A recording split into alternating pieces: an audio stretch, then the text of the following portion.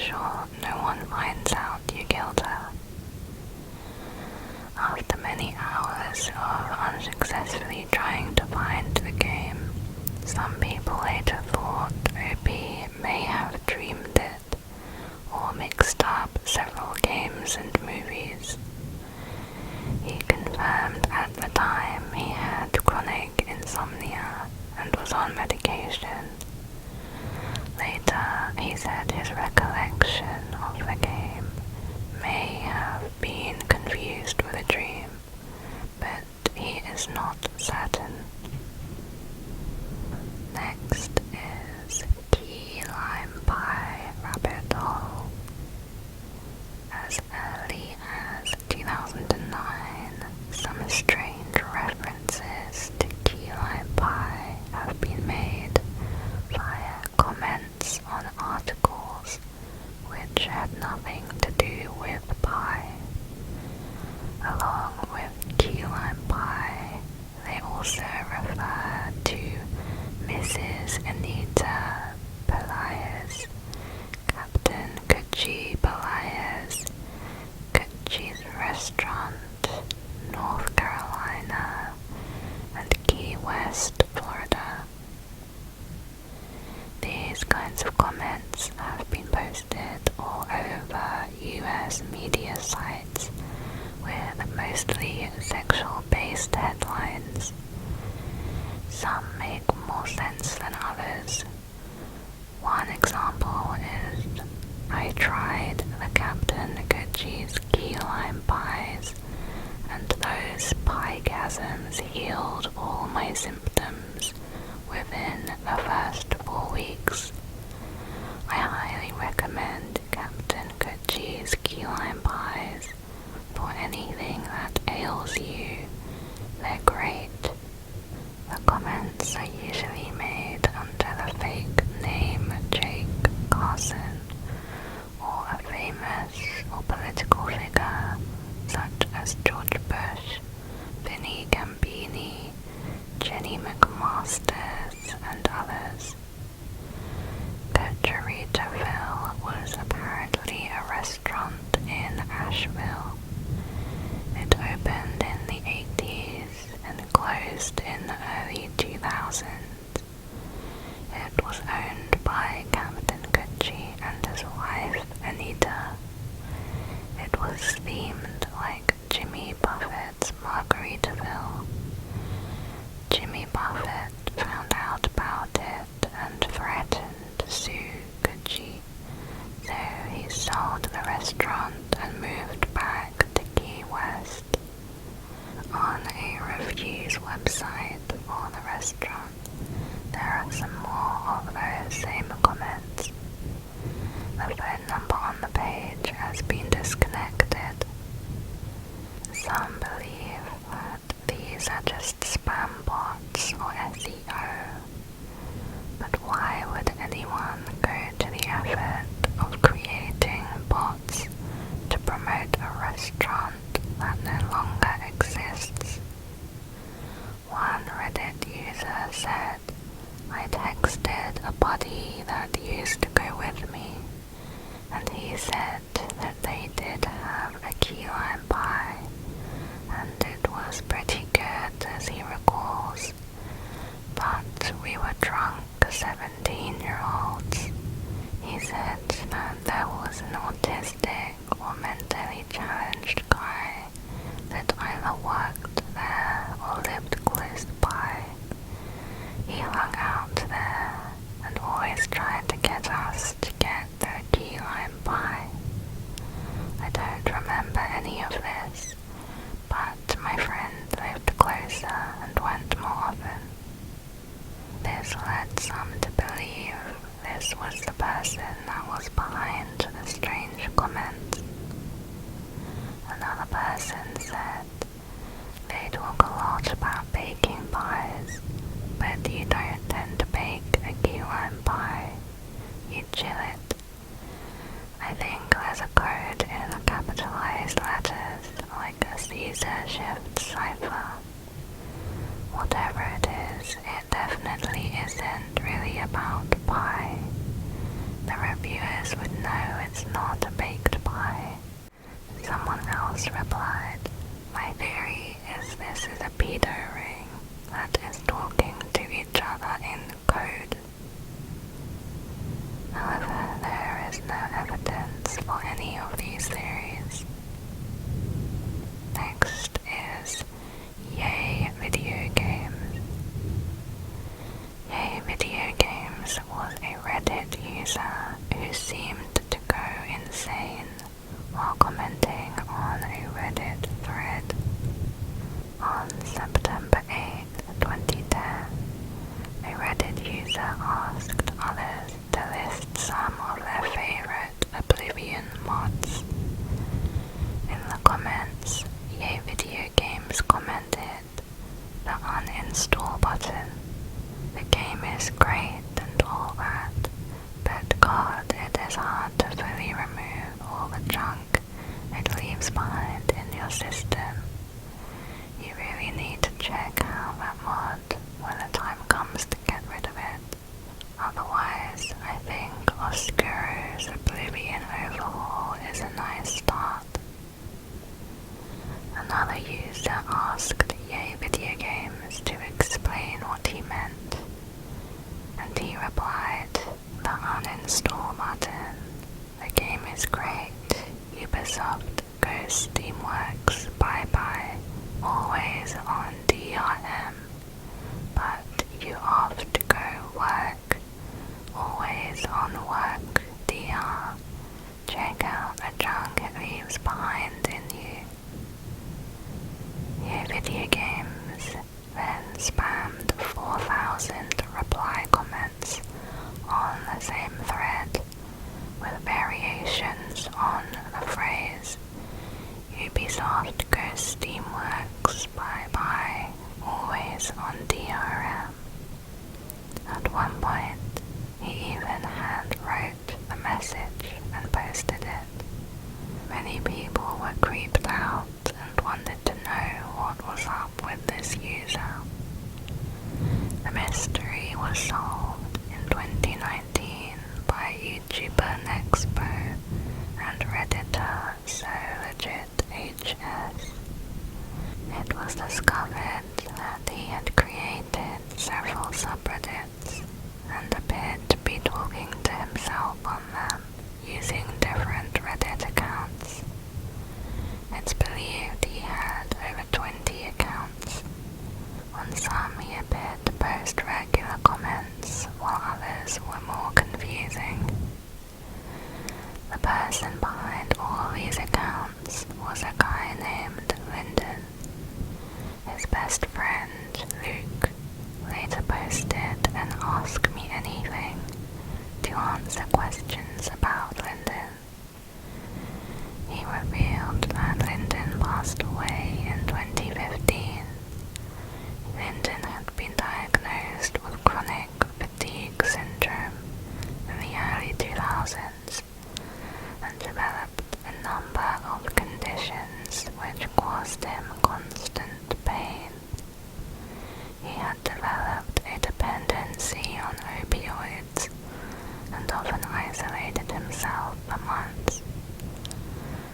Luke talked him out of suicide several times.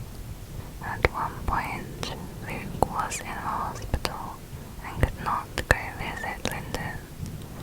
Unfortunately, it was at that point Lyndon decided to take his life. Next is quiet pills. This refers to a mystery involving an image hosting website called LakeCityQuietPills.com. It was suspected to have been run by Reddit user Religion of Peace, also known as Milo.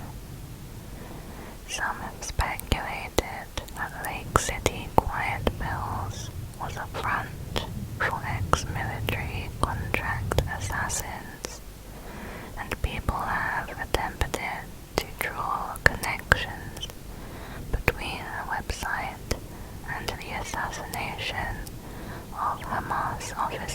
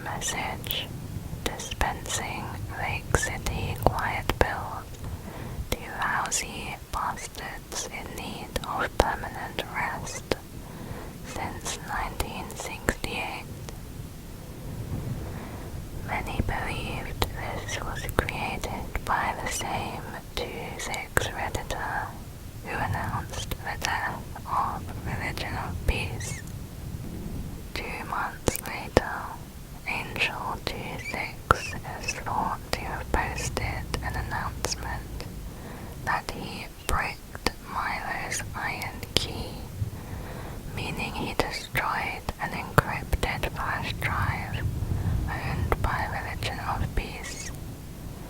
In November, Angel26 is rumored to have published an announcement that Milo was loaded and instructions to email Shade if we sent you out in 2005 to 2009.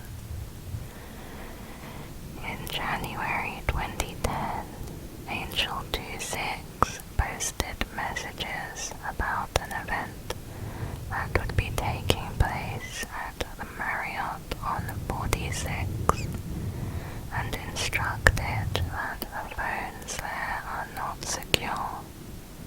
On January 19, 2010, Hamas officer Mahmoud al-Mabou was assassinated in a hotel room in Dubai.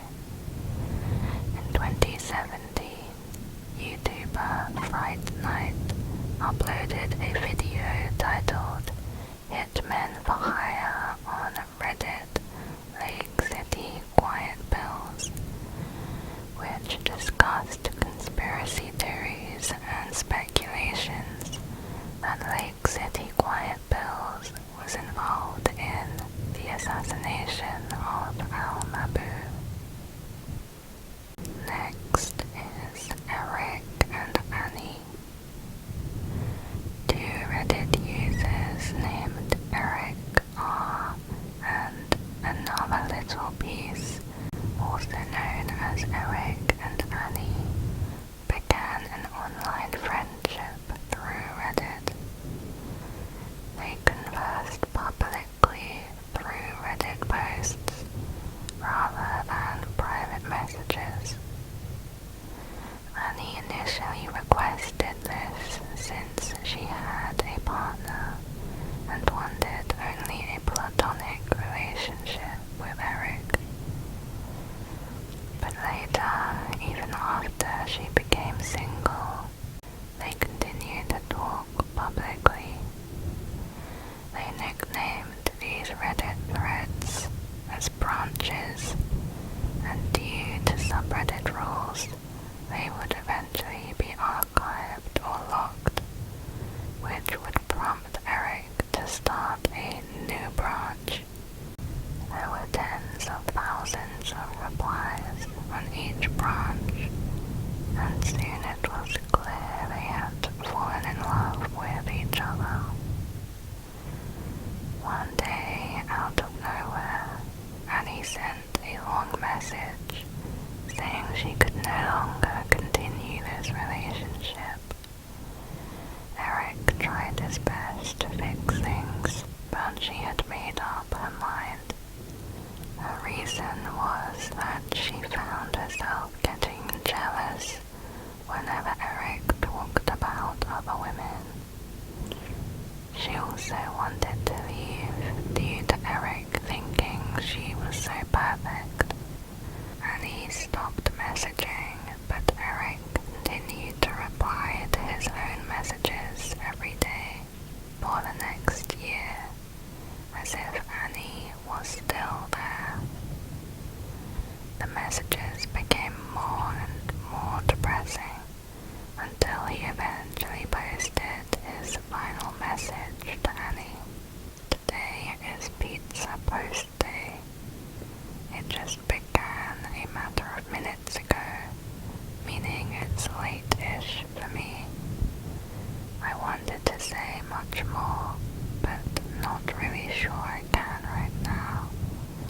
This branch expires in a couple of days. What I say here before then is the end, I believe. People have been finding and invading the posts,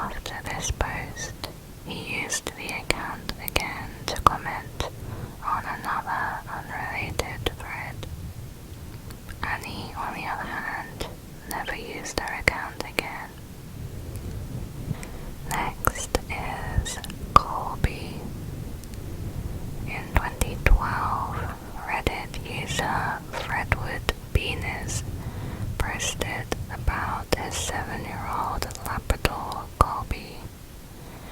He noticed Colby had seemed distant and nervous for a couple of weeks, which was very out of character, so he decided to take him to the vet. The vet told him that Colby had been sodomized. Opie was upset and confused. The only people living in the house were him, his wife, and their 15-year-old son. He went into his son's room to look around, but didn't find anything, until he checked the boy's browsing history, where he found a bestiality forum. Opie confronted his son, who denied it, but eventually admitted that he had put the handle of a hairbrush as well as fingers into the dog a few times one day. He said he wasn't trying to hurt him and stopped when the dog freaked out. The post ended with Opie saying he would find a therapist for his son. However, he had promised he would not tell his mother. 2 months later, Opie posted again. This time he had caught his son holding on to Colby's genitals while they were playing tug of war. Opie finally told his wife everything that happened, and she left the house. In the third update, the wife decided to talk to their son, who denied everything, and she believed him, which led her to accuse Opie of being the real perpetrator. They decided to separate for a while, with his son, his mom, and Colby staying at the house, while Opie went to a friend's house. The wife would not let Opie take Colby, since she now believed he was abusing him. After several weeks, Opie tried to call his son, but he never answered or called back. Opie decided to go to the house. When his wife finally came outside, they started yelling at each other. Opie laughed, and as he looked back, he saw his son through the window with a blank look on his face. In the next update, Opie gets a call from his wife, who was crying and saying that Colby had bitten their son in the abdomen. He was at the hospital getting stitches. Colby would never bite anyone unprovoked, so she finally knew Opie was telling the truth. Opie went to collect Colby. His wife apologized and invited him back to the house, but he said no and decided to look for an apartment where he and Colby could live. 6 years later, in 2018, Opie posted a final update. He said Colby passed away a year ago of natural causes. His relationship with his son is much better, but they do not talk about what happened, and he doesn't talk much to his ex-wife. The Lamp Story. In 2012, a Reddit user asked, "Have you ever felt a deep personal connection to a person you met in a dream, only to wake up feeling terrible because you realize they never existed?" One user wrote, "My last semester at a certain college, I was assaulted by a football player for walking where he was trying to drive. unconscious on the ground, I lived a different life. I met a wonderful young lady. She made my heart skip and my face red. I pursued her for months, and after 2 years we got married, and immediately she bore me a daughter. I had a great job, and my wife didn't have to work outside of the house. When my daughter was 2, my wife bore me a son. My son was the joy of my life. One day, while sitting on the couch, I noticed that the perspective of the lamp was odd, like inverted. It was still in 3D, but just wrong. It was a square lamp base, red with gold trim on 4 legs and a white square shade. I was transfixed. I couldn't look away from it. I stayed up all night staring at it. The next morning, I didn't go to work. Something was just not right about the lamp. I stopped eating. I left the couch to use the bathroom at first, but soon I stopped that too, as I wasn't eating or drinking. I stared at the lamp for 3 days. My wife got really worried. She had someone come and try to talk to me. By this time, my cognizance was breaking up, and my wife was freaking out.